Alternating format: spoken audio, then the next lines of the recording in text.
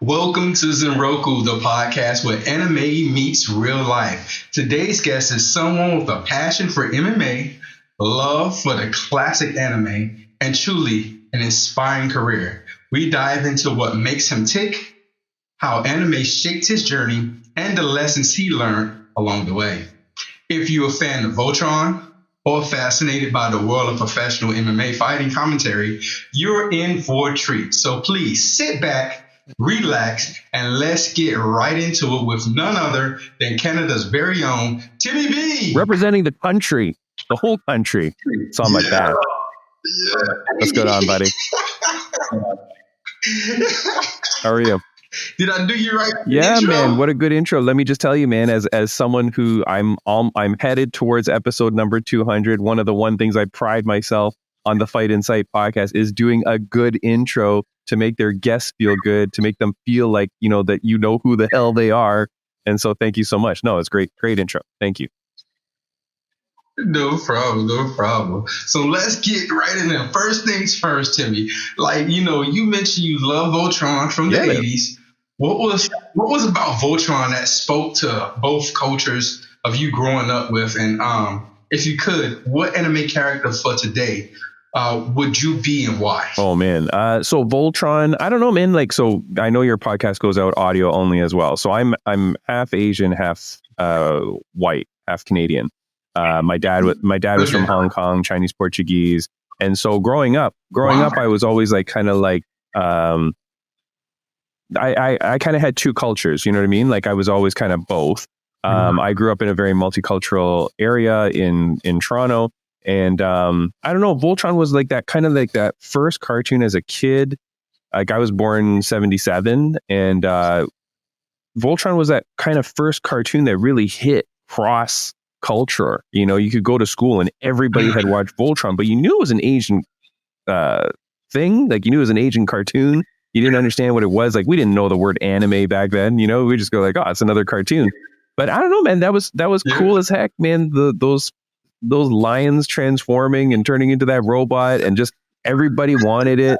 Nobody had it. It was so expensive. But it was a really cool cartoon, man. It was just the different types of people, because I think is in that version, there was a fat guy, there was the skinny guy, there was the girl, right? It was one of the first cartoons that kind of had a little bit of everything, and it was kind of really cool to see, and everybody was able to kind of identify with one of the lions or one of the pilots and stuff like that, right? Yeah, man, it was just a cool cartoon. I remember that being the first real anime that everybody was watching, but me specifically. And dang it, if I still don't love that cartoon, man, when they redid, did you watch the one on Netflix, the Voltron? That cartoon was amazing, man. They did a good job with that cartoon. Maybe the last season could have been a little bit better, but the fact that they did the full story arc, and if your listeners have not watched Voltron, what was that one called? Defender of the Universe? Voltron, Legendary Defender, something like that. Just go on Netflix and search up Voltron. That is a good series, man. Very good. Underrated for sure. Very sure. 100%. I love Voltron. That is classic Voltron. And another that's not anime, but I kind of consider it anime, is Thundercats. Yeah. Growing up on, oh man, dude. Thunder, yeah. That's what's so funny when I was preparing for this podcast and you were asking me what's your favorite anime, I'm is Thundercats an anime? Because that what kind of was. The other one I'd say that I was very close to saying was Avatar: The Last Airbender, as well as the second one, as well as Legend of Korra, because I don't know whether it's cultural appropriation or what the hell, but I mean, it's made in Korea, which I understand is in Japan, but it's made in Korea. When you look at the credits, even from the first series, it's all Korean people dealing with it. So yes, it was released on Nickelodeon, but dang, that's an amazing show too, man. I love that one. 100%. I was gonna say, it has been a lot of heated debate on Reddit. You know how Reddit with forums. People are crazy about if Avatar: The Last Airbender with Aang and Korra Is that considered anime? Is that considered American or Westernized cartoons? I said, man, whatever it is a wonderful piece of art. It's incredible. Like the homage it pays to anime, even if you just want to say that, is enough that like nobody should be upset by that show. And speaking about getting into arguments with people on Reddit, I mean, dude, that's all I do all day is get into arguments with people about my takes on mixed martial arts all day, man. So, you know, I'm used to that. But yeah, no, Avatar, damn good show, man. And Legend of Korra, I think even better, maybe. A little question, like when you said you get in Reddit arguments with people, what about like who's the greatest middleweight of all time? No, I got into a lot of arguments lately. There's a girl named Kayla Harrison. Do you know her? Do you watch it all? Kayla Harrison is like a former. I watch shows. Okay. Yes. So Kayla Harrison is a former Olympic judo champion, American judo champion, who's coming on the scene now. She is jacked. Like when she comes to the press conferences, she's bigger than the dudes. Like she's like flexing and she's ripped. So on our podcast, we, you know, a lot of times on my show, we'll do a conspiracy of the week, right? And it's kind of just naturally come about because I always have terrible takes on things. Like I have very outside the lane takes on things. When she goes on there, she's come from another organization called the PFL, a smaller organization. And now she's finally in the UFC. All I said was that the UFC has very stringent anti-doping policies. Okay. like very tough anti-doping policies for over 13 years now. They've had it. They were with USADA. Now they're with blah, blah, blah, whatever. She comes from a less organization where it's not so well known what their anti-doping policy is. Not only that, she comes from the Olympics. Now, if you believe that the Olympics are clean, turn this podcast off right now. Like you're insane. Like you need help, right? Like the Olympics, come on, man. We all know there's a lot of stuff going on in the Olympics, right? And if you want to say, oh, you can be tested, or oh, Olympic athletes are tested and blah, blah, blah. Armstrong, what was his name? Lance Armstrong, the cyclist guy that got caught.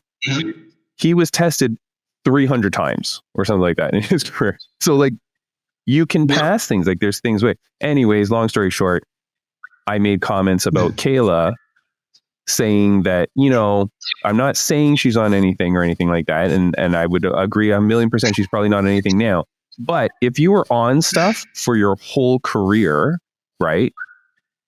I think that there's a medical advantage to you even after you get off of it. I've been reading some studies and stuff that say like if you've been on it, even when you go off, your body has muscle memory and blah blah. And here's the other thing: if you were on the stuff for a long time, during those years, you were able to train more. You were able to take less time off of injury recovery. You were blah blah blah, right? So there would be a whole bunch of benefits that even if you said physically, it just maybe mentally made you better, whatever. Now you switch into the UFC and you start smashing these girls that have been there for 13 years under this stringent policy. I don't know that that's really that fair. Anyways, people got really pissed off at that. And not only that, but Kayla Harrison started coming into my Instagram and telling me that I'm a jackass and that like I'm a horrible person. And I said, yo, obviously I'm posting little clips and stuff like that make it seem the worst. You know what I mean? Like, cause I'm looking for engagement. I never said, you know, she was. I'm just saying, hey, look, you are very big compared to everybody else. And if we're talking the top of the sport, you know what I mean? Like, why are you like that and nobody else is? It's like, can you imagine someone coming into the NBA being like 12 feet tall and just destroying everybody? And you're like, where did this guy come from? Like, how are we the best in the world? And suddenly there's this human being that's way better than everybody else that we've never, you know what I mean? It just doesn't make sense. But that said, there are genetic freaks. There are like people that are just crazy gifted and people that have crazy determination and focus that can do those kind of things.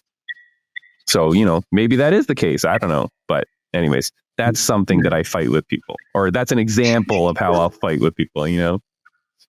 So, yeah. I see you. I don't think you said anything wrong. I mean, because like when you see freakish athletes like a LeBron or someone, LeBron you've seen from age 10 to 13 to 15, and you've seen the progression of him, grow into his frame, his body, right? And then you see like football players or soccer players, like what I'm saying, like Ronaldo, who was literally arguably the best soccer player ever. You've seen him from a child, his progression. And it's just like, and he's like leagues above everybody, but you see everybody progression. Not someone who just, I'm not trying to insinuate like, she just kind of comes out almost like out of nowhere. And I understand she came from a judo background, Olympic. And also, what's it called? A federation or something like that. That wasn't as stringent and probably is not as popularized. You know what I'm saying? So I don't know. Not everybody has their I don't know. I'm just saying. But those are the kind of things, right? But in mixed martial arts, man, there's always stuff to argue about. There's always, like you said, like the greatest of all time, right? People want to argue about that. So that's something that we always argue about. Because here's the thing, man. If you're the greatest of all time, like even like you talk about LeBron or something, do you have to look at what they do outside the court? Does that play a factor to you? Because it does to me. I would say yes and no. For if it leads to back to the court. What I mean by like Michael Jordan, everybody uses like saying he was a bad mofo. He used to gamble and he used to smoke cigars and he used to talk crap to people off the court. And then when he get on the court, he tells them exactly, just like a Larry Bird. They were like, Bird was notorious for letting like, hey, I'm gonna post you up. You can't do nothing about it. And he'd tell them exactly what he's gonna do way before he does it. And everybody be like, we can't stop him. He's a bad white boy. No, I'm not. No, yeah, no. I mean, like if you're okay. I mean, gambling, depending on how delinquent you are and stuff like that. Smoking cigars, that's not that bad. I'm talking like if you're like, getting caught for cocaine or you're like, getting into car accidents and running away and like real legal stuff. Like to me, that plays a factor. That's a good argument. That's a good argument that the mixed martial arts community has all the time is like whether or not your actions outside, if it's really bad, does that deteriorate from you being the greatest of all time in the sport? Like, is this the guy that we want to put up as saying he is our poster child? He's the greatest. And then you're like, okay, but this is the guy that like was, like stabbed some guy in a club, you're like, oh, okay, well, forget that. Don't worry about that part of him. Don't worry about that. Yeah. So you probably have a lot of hot takes when it comes to John Jones. Yeah. Obviously that's who I'm talking about.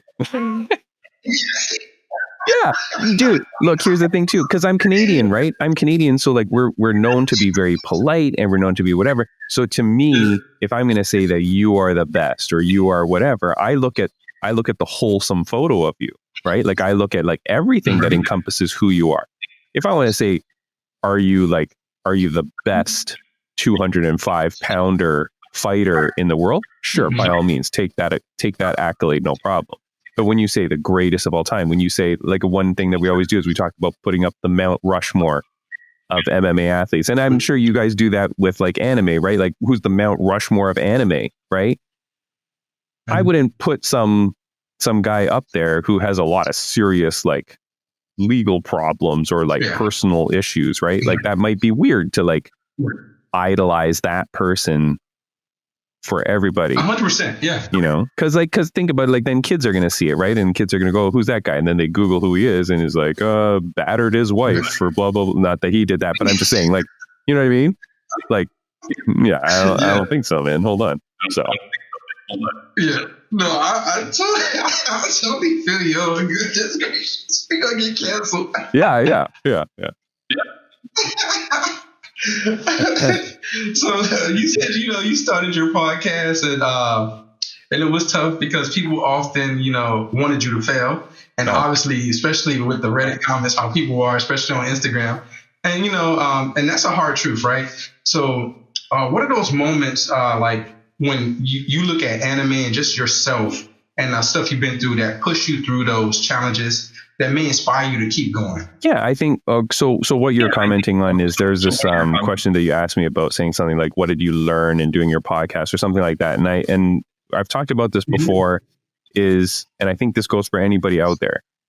You go and you start to do something. You open up your own business. You start a podcast. You start, selling cookies on the street. Whatever it is, right? Like whatever you want to do, and you start doing it for yourself. And you always think like, okay, I've got this passion and I want to do this.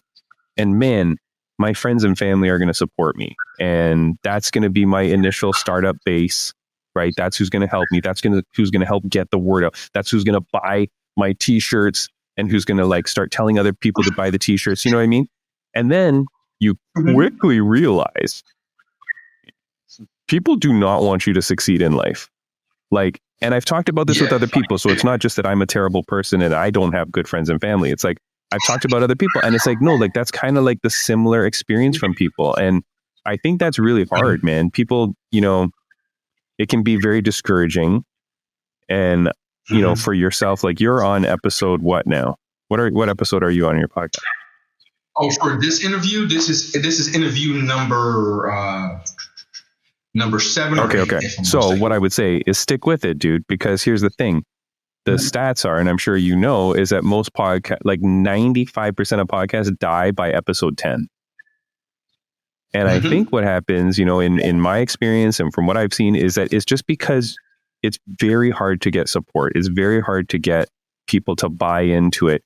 And you get very discouraged when the people around you that you thought would be there for you kind of aren't. And if anything, it's almost like they kind of don't want you to succeed, whether it's jealousy or whether it's like they're just like grumpy people or miserable, or it's just the way life is, right? The competitiveness of it. No, you're not. And I've seen it in my own life, and I think not necessarily. So there are those individuals, right? I don't know percentage wise where they're like jealous of me, but I think a large majority, and I talk to certain people in my family, they just got their own things going on in life. And usually when they see you trying to better yourself, it's like a kick in the mouth, and it makes people like, oh man, this person trying to succeed and do better. Oh man, what am I doing in my own life? So not necessarily they get kind of jealous, but it's like kind of off-putting because it sounds the alarm in their own life. And when they're not meeting the metrics, they kind of fall back from you. Because it's easier to fall back from you and keep you at a distance so they don't have to deal with their inconsistencies. Yeah, and look, we're getting deeply psychological, and we have no idea whether that's the truth, but that's like kind of like what it seems like sometimes. Like it's weird, but what I would say is, and then so how does anime reflect on that? Look, I think the big lesson that we learn even as kids, and this is like for all stories, but anime specifically, it's overcoming that obstacle. It's overcoming the odds. It's beating the odds. It's like facing your challenges head on and beating it. Whether it's, whatever anime you're watching, it's always about some hero overcoming the adversity that they're faced with. Oftentimes like an adversity they did not expect in their life growing up, right? And then they come upon it and now they've got to battle it and now they've got to beat it. That's the thing, man. Like anime teaches you that even that dorky little nerdy kid can do it, and so can you, like that's the lesson in life that we all need to take away from anime is that like, it's no matter how great the obstacle is ahead of you, no matter how difficult the task is, no matter how high that mountain is to climb, you can do it. You just got to put in the work and put in the effort, And so to me, that's like, kind of the story I've learned, through my life or through doing this podcast and stuff like that. Right. It's like, oh shoot, like if I want to like keep doing this, I got to just do it for myself. And you'll find fans and you'll find friends and you'll find people that will support you, but it doesn't always come from the places you thought it would. Yeah. And that is very, very true. People reached out. So me being on interview number 8, of course, I do other things with my podcast all the time. So that I'm on episode 30 for the other things that I do, and I also create shorts and different things like that. So you are 100% right. Man, it's been a wild ride since started last year, man. So and you being on episode 2, jeez, 192 just dropped last week. Yeah. I'll do a quick plug, man. Go look me up at Fight Insight Podcast. Go check it out. Fight Insight Podcast. We want to be your number 2 favorite podcast, right behind this one. We want to be the number 2 favorite podcast. Okay. If you're if you're watching an MMA podcast, I guarantee you ours is better than that one. You know, we got guests every week from around the world of combat sports, like UFC athletes, ONE FC athletes, judges, referees, lawyers. Like we cover all the stuff. It's a really cool show, Fight Insight Podcast. But yeah, I'm at episode 192. You know, I don't know when I'm going to stop, dude. I wanted to stop back at episode 10, and it just kept going. I don't know how to stop. Now I'm going to be hitting now. Once I'm so close to episode 200, I'm like, no, I'm getting to 200. That's for sure. You know, going to get to 200. Maybe I'll do 201 and then maybe stop there. I have no idea, but we'll see, man. Hey, maybe the fans will be like, keep going. Yeah, it's been fun, man. But I do it for myself. That's in all honesty. Like I do it for myself. Yeah. I do it so that I can meet cool people, that I can talk about the issues that I really like to talk about, and and just make some friends along the way, man. And see, that's pretty cool. You know what I'm saying? You said, you built that career in MMA and podcasting. Like, how were you able to do such an incredible thing where you have judges on, you have MMA fighters come on, and they're willing to listen to your hot takes. They're willing to listen to your, I would say, feedback and scrutiny of the sport. Like, how did that all? Man, I don't know, dude. It was during the podcast. It was during the pandemic. I trained martial arts, and then during the pandemic, everybody had to stop. So I need to do something. Need to do something in my life because we were all stuck inside. And so we started the podcast. It was just for fun, really. It was just for something to do. And then next thing you know, we had some UFC fighters say that they would come on. And I'm like, I've got like 6 listeners, right? And like 2 of them are my mom, but they were like, no, they want to come on, And then we would find like amateur fighters and stuff that are like, hey, I just want experience doing interviews. Like, I just want to be on a show so that I can get used to talking to people, so I can get used to engaging. I was like, oh yeah, that's kind of a cool angle too. And then the thing is like amateur fighters, they're just really young. So a lot of times their family is supporting them and stuff like that. So when we would have like a young fighter on, we would get more viewers from their family, which was cool. And then it just kept going. And like at this point now, I've made connections with so many different fighters, but a lot of like managers in the sport. So sometimes I'll get, fighter managers reaching out to me saying like, hey, I got this kid. And sometimes they're UFC fighters and sometimes they're just young kids, but they'll go like, hey, I've got this fighter that I want to go on your podcast. And it's not because my podcast is giving them great exposure. I think it's because it's just the experience, and it's just like, it's part of the process of becoming a professional athlete. And then, I'm really happy to say, like, I have had some people reach out that say like, hey, I want to talk about this issue because no one else is talking about it. So we had a girl come on, her name is Kelsey DeSantis, and she fought in PFL against Clarissa Shields. Do you know Clarissa Shields? She's like a very famous boxer. Yeah. All right. Well, you're not going to be happy about this, but this girl comes on my podcast and explains how the PFL totally screwed her over the whole fight to make her lose. And she explains how the PFL changes the weight limit at the very last minute, changes the rules, like she wasn't allowed to use elbows at the very last minute. Didn't put her, so they're there in Saudi Arabia or wherever they were, and they excluded her from all the media interviews like during that week. So she's just standing there like in the crowd, even though she's one of the fighters and her opponent is doing, like, she explains everything, and you're like, holy cow, like this is crazy. And so you don't hear that story anywhere. So you don't. Yeah. So like, it was kind of cool to be able to get some of those people that wanted to come out and share stories like that. Next week, I've got a girl who's one of the plaintiffs in the UFC antitrust lawsuit. There's this big lawsuit going on. Oh, wow. And so, yes, so there's a big lawsuit going around, and I finally found a person who was willing to come on my show and talk about it. And she's one of the plaintiffs. And I was like, okay, you're okay to come on and talk about this? And she goes, yeah, let's do it. And I was like, oh, shoot. Okay. So I don't know how that's going to go, because I don't know like Wow. how much trash she's going to talk or explain. That's because that's a weird issue too, right? Like for people that don't know, there's a whole bunch of fighters that are suing the UFC saying that we deserve more money at the time we fought, and that because you haven't had a monopoly on the sport, you weren't paying us. But obviously the argument is, but you signed a contract. You knew how much you were going to get paid. How can I go back and sue Coca-Cola for saying I wanted more vanilla in my vanilla Coke back when I was 10 years old? Like, it seems kind of weird, right? Like, so I don't know. But yeah, so things like that, man, it just keeps me going, keeps me excited, and yeah, having fun. Yeah, that's and I see how that's very intriguing. I mean, geez Louise, man, because I saw the suit, and it's been out for a very long time. What, a couple of years? I think the lawsuit's been like almost 10 years, maybe. Like, it's taken a long time for them to get this going. Yeah, class action. Yeah.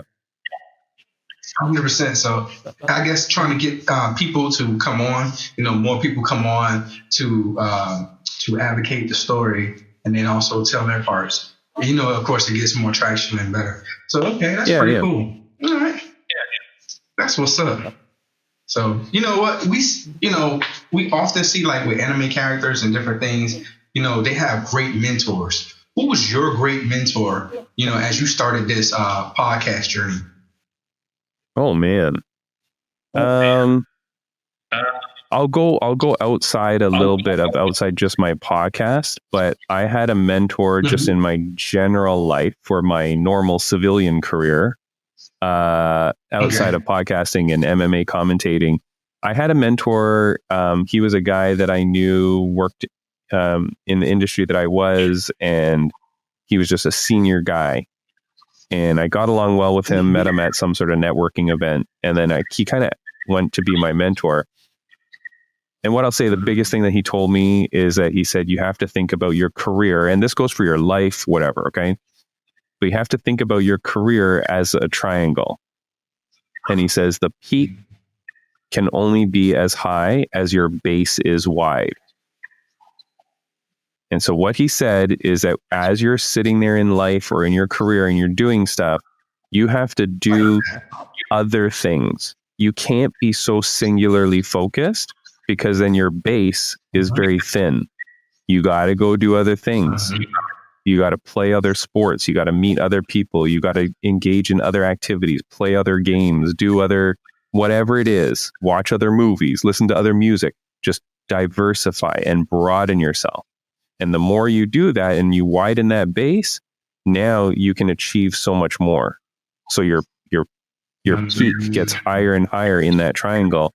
And, that was a good lesson I learned from a mentor that is so incredibly valuable to me in like everything I do.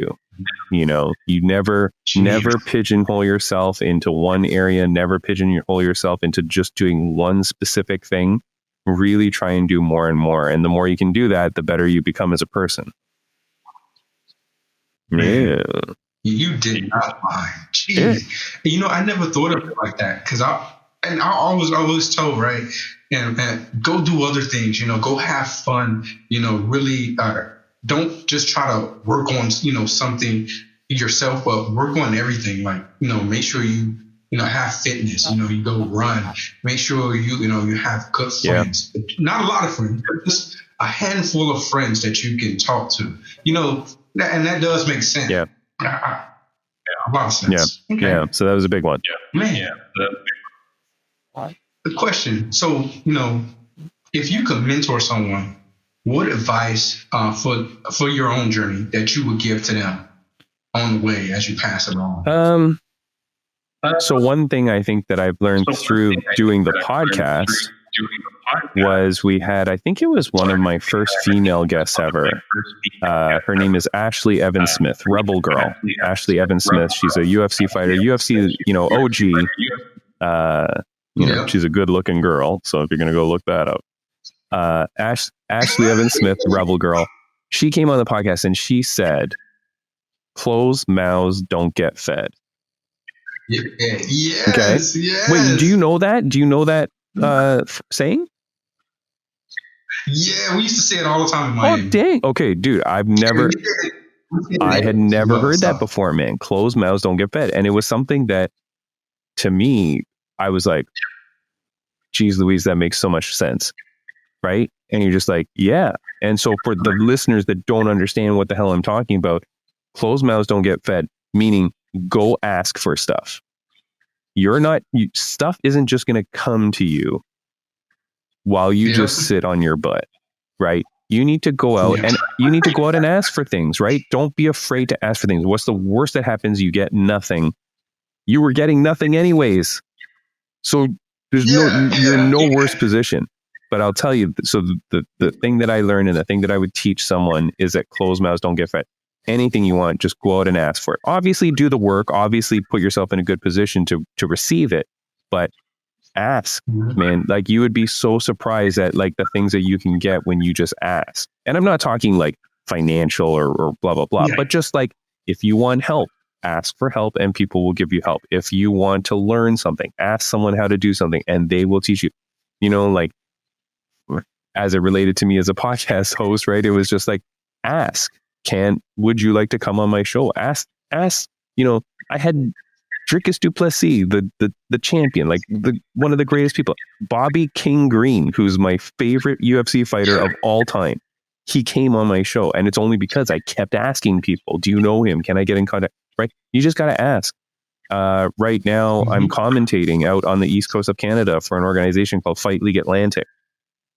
And so for I just passed my 1-year anniversary, but I've been like on almost every single one of their pay-per-views.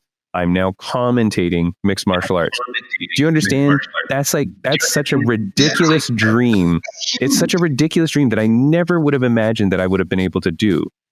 But through everything, I ended up meeting the owners there, Derek and John, and, you know, kind of just asking and saying like, hey, I'd really like to do it, man. I really think I could do a good job. I think I want to be a commentator. Like if I can do that. And they gave me an opportunity, and thank God I'm not terrible. And I've been doing it, man, you know, and it's like, no way. Do you understand? Like, there's zero place in my world where if I had sat on my butt, you know, playing Mario Kart, that nobody was calling you. No one's calling Timmy B to say, hey, can you be an MMA commentator? Even though that would be a dream in my mind, even though it's something I think I could do good at. You got to go out there and ask, man. So for all those listening, for all those watching, like, go, you know, if there's something that you want, start working towards it and then ask people how to do it, how to get there, or if you can get it. No, but you're right. So in the military, we say that, especially in the Air Force, and the one we say a lot is the squeaky wheel gets the grease. Right. Yep. Yeah, I don't know where that came from, or what we say it all the time. They're like, hey, squeaky wheel gets the grease. So if you don't say nothing, you don't get nothing. Yeah. No, that's a million. Yeah, that's 1,000,000%. Yep. I love it. So we're gonna, I got 2 more questions for you. The first question, if you can give one piece of advice to someone who's trying to be successful based on their favorite anime character or your own life experience, what would isn't that the question I just answered? That's the thing. Oh, yeah. But also, like when I say like a piece of advice, like, you know, like wake up early. Some people say at 5 a.m. is something good to do, you know, for themselves, or, you know, some people have certain things that they subscribe to that they think was the catalyst for them being successful.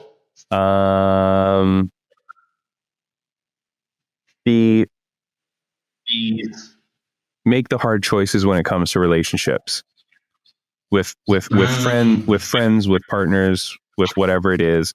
Make the hard choice. Don't get stuck in like lousy friendships. Don't get stuck in lousy relationships. Get the hell out of there and just move on. There's so many good people in this world, man. You don't need to waste your time with lousy people. Just cut it off. Gotcha. See you later. That's the advice. Do it. You're just wasting time. You're wasting time. Yep. Facts. And then the last question is like, if your life were an anime, what would be the title and why? Jeez Louise, that's a good one. You know what? I'll go to what my walkout song would be if I ever fought. Okay. And I was too old when I started training and stuff like that, so I never fought. But My walkout song was by Maestro Fresh West, Canadian rapper, right? Let Your Backbone Slide. Okay, super famous. Maestro Fresh West, he has a song called Underestimated. And I think that would be the title. Underestimated, man. Like it's, I underestimated myself. Did I ever think that I'd be doing this stupid podcast for 200 episodes? No. Do you think I ever thought I'd be a commentator for Fight League Atlantic? No. Right. So underestimated, man. I think I think that would be the title. Heck yeah. That's what's up. Well, thank you so very much, Timmy B. Check out Fight League Atlantic and Timmy B's podcast. For everyone listening, until next time, keep it fun and remember, don't forget to spread your wings and enjoy life to its fullest. All right, peace, guys. Thanks, buddy. No problem.